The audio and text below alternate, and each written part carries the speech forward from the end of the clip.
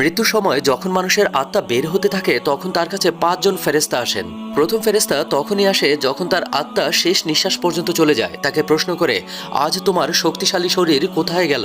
যখন আত্মা পুরোপুরি বের হয়ে যায় তখন দ্বিতীয় ফেরেশতা এসে বলে, আজ তোমার ধন দৌলত কোথায় গেল যেগুলো তুমি জমা করেছিলে? আর যখন জানাজা উঠানো হয় তখন তৃতীয় ফেরেশতা এসে বলে, আজ তুমি এতটা লম্বা সফরে বের হয়েছো যা তুমি এর আগে কখনো করনি। আজ তোমাকে এমন ঘরে শোয়ানো হবে যেখানে নিঃশ্বাস নেয়ারও জায়গা নেই। আর যখন তাকে কবরে শোয়ানো হবে তখন চতুর্থ ফেরেশতা এসে বলে, কাল পর্যন্ত তুমি জমিনের উপরে চলাচল করেছো আর আজ জমিনের নিচে শুয়ে আছো। কাল পর্যন্ত তুমি হাসছিলে আর আজকে কান্না করছো। কাল পর্যন্ত সবাই তোমার সাথে ছিল আর আজ তুমি একা। যখন কবরে মাটি দেওয়া হয় আর সবাই চলে যায় তখন পঞ্চম ফেরেশতা আসে, বলে তোমার সব আপনজন তোমাকে ছেড়ে চলে যাচ্ছে। যদি তারা থেকেও যেত তাহলেও তোমার কোনো সুবিধা হতো না। আজকে তুমি হয়তো জান্নাতের সুসংবাদ পাবে আর নয়তো কবরের আযাব।